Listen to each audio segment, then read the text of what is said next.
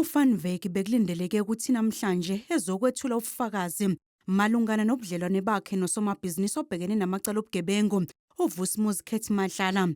Aphinda achaze ukuthi inkampani yakhe iMedicare yayithola kanjani ithenda yezigidi ezingaphezulu kwama300 zamarandi eyayizohlinzeka ngosizo lwezempilo kumalungu ombutho wamaphoyisa neyagcina ihoxisiwe ngemuva kokuvela komkhonyovu ngokukhishwa kwayo.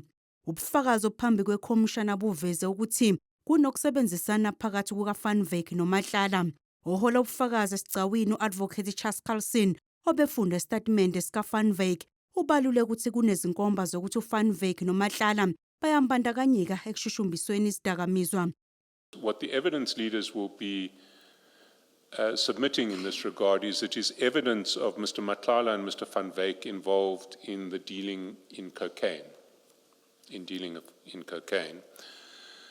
Isicawu sizwe nokuthi iphini lenhloko yophiko lwamaphoyisa e-EMPD MEC uJulius Mkhwanazi lagunyaza ukufakwa kwamalamba aluhlaza ezimotweni zikaVan Wyk ngokwemiyalezo kaWhatsApp phakathi kwabo bobabili eyethulwe phambi kwesithangami ikhombisa uVan Wyk ecela usizo kuMkhwanazi ngokufakwa kwamalamba aluhlaza ezimotweni zakhe.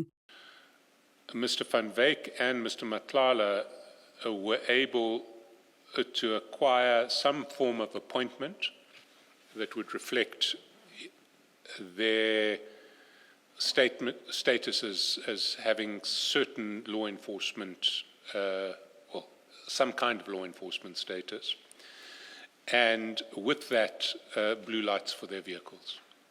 Isicawu sizoqhubeka kusasa.